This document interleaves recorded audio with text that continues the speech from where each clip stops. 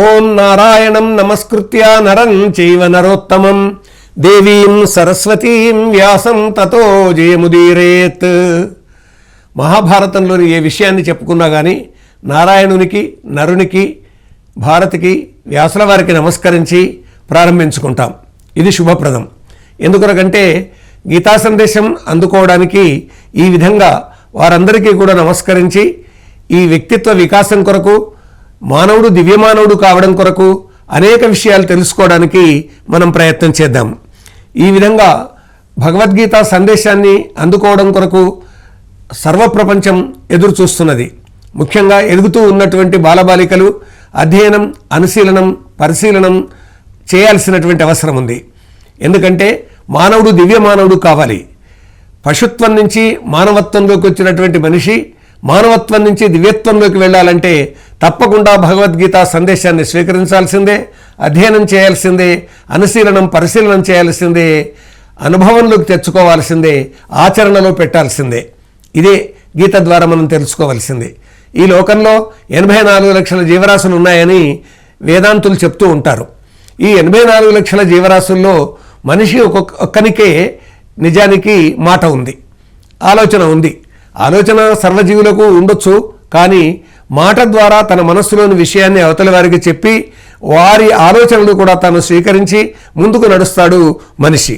కలిసి నడుస్తాడు. ఆ విధంగా కలిసికట్టుగా బతకడానికి, ఒక సంఘటన శక్తితో జీవించడానికి భగవద్గీత దివ్యమైనటువంటి మార్గాన్ని చూపిస్తుంది.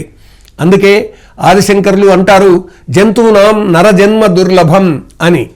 ఈగ, దోమ, నక్క, కుక్క, ఎలుక, పిల్లి, ఏనుగు మొదలైన అనేక జీవరాశులు ఈ ప్రపంచంలో ఉన్నాయి. అన్నిట్లోనూ భగవంతుడు ఉన్నాడు. ఎందుకొరకంటే భగవద్గీత మనకు చెప్తుంది, సర్వభూతస్తమాత్మానం సర్వభూతాని చాత్మని ఈక్షతే యోగయుక్తాత్మ సర్వత్ర సమదర్శన అని.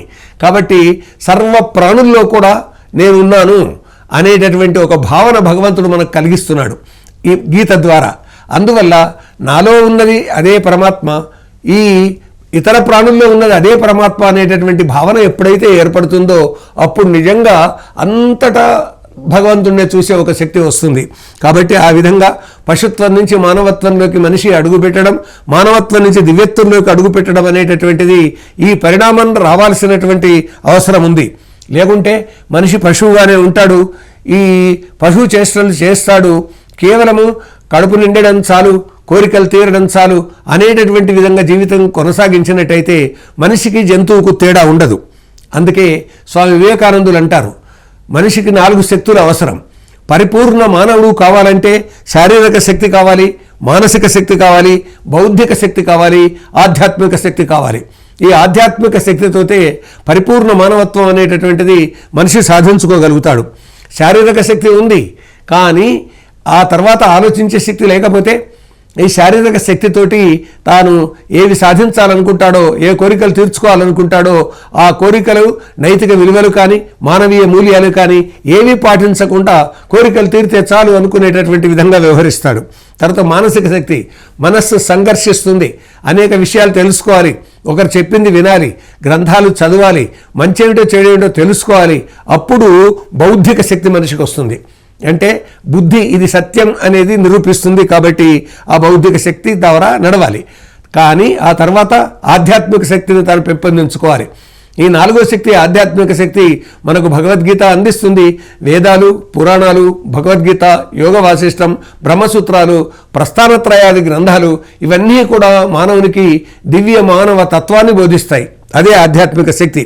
నేనెంతో, నా పక్కవాడు అంతే, ఈ విశ్వమంతా కూడా నా ఆత్మ ఉన్నది, ఆ పరమాత్మనే ఆ విశ్వాత్మ అనేటటువంటి భావన మనకు భగవద్గీత కలిగిస్తుంది. పరిపూర్ణ మానవుని నిర్మాణం ఆ విధంగా జరుగుతుంది. కర్మయోగం ప్రతి వ్యక్తి ఉండాల్సిందే, కర్మయోగంలో ప్రతి వ్యక్తి ఉండాల్సిందే. అంటే కర్మ చేయాలి, అది యోగంగా చేయాలి. సకుశల కర్మమే యోగమని భగవద్గీత చెప్తుంది. కానీ జ్ఞానంతో చేయాలి. కర్మ చేసిన తర్వాత దానికి వచ్చినటువంటి ఫలితం నాకే కావాలి అనేటటువంటి ఆలోచన కాకుండా ఈ ఫలితాన్ని నేను 10 మందికి అందిస్తాను అనేటటువంటి విధంగా ఉండాలి. మరి భగవన్ నిర్మితాలైనటువంటి సర్వజీవులు కూడా భగవన్ నిర్మితాలే. ఈ సర్వజీవుల్లో ఉన్నటువంటి ఆత్మ ఉందే, అదే పరమాత్మ. అలాంటప్పుడు ఆయన అన్నటువంటి మాట, ఆయన చెప్పిన సమాధానం వింటే కదిలిపోతామండి అందరం. ఎంత గొప్పగా ఆయన సమాధానం ఉంటుందంటే, దేవుడు తప్ప నాకు ఇంకేం కనిపించడం లేదు అని. ఎంత బాగుందండి. ఒకసారి ఆలోచించండి. ఎటు చూసినా దేవుడే అనేటటువంటి ఒక భావన ఉంటే ఒక మనిషి మరొక మనిషిని అణచేస్తాడా? ఒక దేశం మరొక దేశం మీద దండయాత్ర చేస్తుందా? ఒక జాతి మరొక జాతిని తొక్కివేస్తుందా? కాబట్టి ఎటు చూసినా దైవీమయమే అనేటటువంటి భావన ఉంటే ఈ పృథ్వీ తేజో వాయువు ఆకాశాలు అన్నీ కూడా దైవమే అనేటటువంటి ఒక భావన, సర్వజీవులు దైవమే. కాబట్టి ప్రతి ఆత్మ పరమాత్మే అనేటటువంటి భావన మనలో కలిగించినటువంటి ఆ గొప్ప విషయాన్ని స్వామి శివానంద సరస్వతి మహారాజు గారు 300 పుస్తకాలు మనకు అందించినటువంటి మహాత్ముడు ఆయన. ఆ విధంగా ఆయన మాటను అనుసరించి ముందుకు సాగినట్టయితే గీతా తత్వం మనకప్పుడు బాగా అర్థమవుతుంది. భగవద్గీతలో సర్వభూతస్తమాత్మానం సర్వభూతాని చాత్మని ఈక్షతే యోగయుక్తాత్మ సర్వత్ర సమదర్శన అన్న ఈ శ్లోకం ఆధారంగానే స్వామివారు ఆ మాట చెప్పుంటారు. అంటే సర్వ ప్రాణుల్లో ఉన్నటువంటి ఆత్మ, నాలో ఉన్నటువంటి ఆత్మ ఒక్కటే అనేటటువంటి ఈ భావన ఎప్పుడైతే మనిషిలోకి వస్తుందో అప్పుడు ఇక రాగద్వేషాలు కానీ, కోపతాపాలు కానీ, భేదాలు కానీ ఉండవు. అంతా ఒక్కటేగా కనిపిస్తుంది. ఈ అంతా ఒక్కటేగా కనిపించేటటువంటి ఒకానొక స్థితికి మనస్సు వెళ్ళాలి. ఆ మనస్సు స్థిరపడాలి. అప్పుడు బుద్ధి గట్టిగా స్థిరపడుతుంది. జ్ఞానం అనేటటువంటిది కలుగుతుంది. ఆత్మ వికాసం కలుగుతుంది. ఆత్మయే పరమాత్మ అనేటటువంటి భావన కలుగుతుంది. భగవద్గీత గొప్ప సందేశాన్ని మనకు అందిస్తుంది.